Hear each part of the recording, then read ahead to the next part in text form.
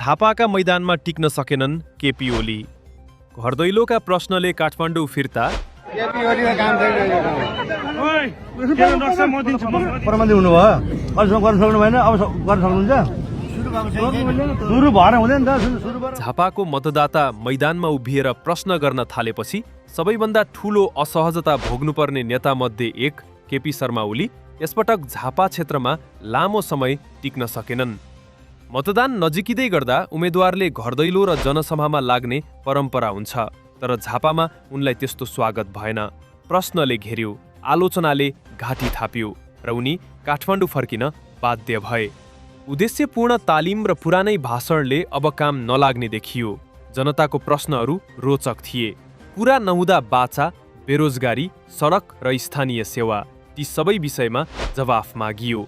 प्रश्नले अक्सर व्यक्तिगत हिसाब किताब र प्रतिबद्धताको मागमा केन्द्रित भयो र मोदी शैली वा भाषण र्याकेटले यी प्रश्न टार्न सकेन।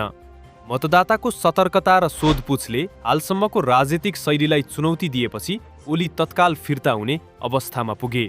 यो परिवर्तनको पृष्ठभूमिमा एउटा नयाँ विकल्प उदाएको छ, जसलाई हेरिदा काम र नीतिमा जोड दिने सम्भावना देखिन्छ।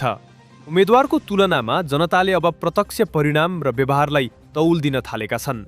त्यसैले पुरानै रीतले मात्र जनताको मन जित्न गाह्रो भइसकेको स्पष्ट भयो।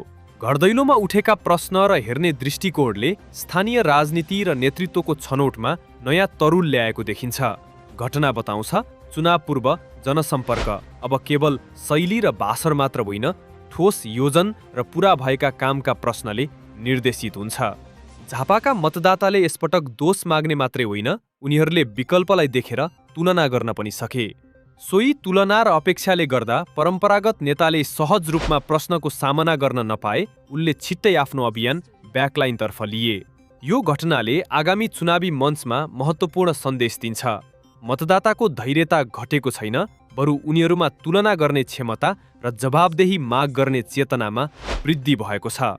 उम्मेद्वारहरूका लागि अब कुरा मात्र होइन, कार्य देखाउने, हिसाब देखाउने र प्रतिबद्धता पूरा गर्ने क्षमताले मतदाताको निधो निर्धारण गर्नेछ।